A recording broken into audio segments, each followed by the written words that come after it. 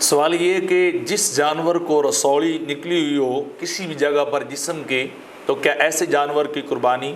کرنا جائز ہے یا ناجائز ہے؟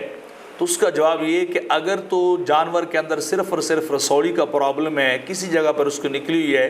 اور اس کے علاوہ کوئی اور عیب نہیں ہے جو قربانی کے معنی ہو، تو پھر وہ رسولی والا جانور جو ہے وہ ذبح کر سکتے ہیں، اور اس کے اندر جو ہے وہ عیب شمار نہیں ہوگا، بشرطے کہ اس کی عمر اور قربانی کی دیگر شرائط اس کے اندر پوری جو ہے وہ ہو رہی ہوں۔ کیونکہ فتاوی ہندیہ کے اندر عالمگیری کے اندر ایک قانون جو بیان کیا گیا، یقول کل عیب یزیل المنفعۃ علی الکمال او الجمال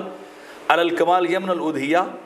کہ ہر وہ عیب جو جانور کی منفعت کو مکمل طور پر ختم کر دے، اس سے جو بینیفٹ فائدہ حاصل کرتے ہیں، یا اس کی خوبصورتی کو جو ہے مکمل طور پہ ختم کر دے اور بھدا پن اس کے اندر ظاہر ہو جائے، تو اگر ایسا عیب ہوگا تو پھر وہ جانور جو ہے اس عیب کے ساتھ ذبح کرنا جائز نہیں ہے۔ اگر کریں گے بھی تو صرف گوشت ہوگا، قربانی نہیں ہو سکتی۔ لیکن اگر اس سے ہٹ کر کوئی عیب ہو جو اس کے جمال یعنی خوبصورتی کو اور اس کی منفعت اور اس کے بینیفٹس کو جو ہے وہ ہٹ نہیں کرتا یا امپیکٹ جو ہے وہ نہیں اس کے اوپر ڈالتا کس طرح کا بھی، اور نہ نقصان کرتا ہے اس کا، تو پھر ایسی چیز عیب والا جانور ذبح کرنا درست ہوگا اور اس کی قربانی جائز ہوگی۔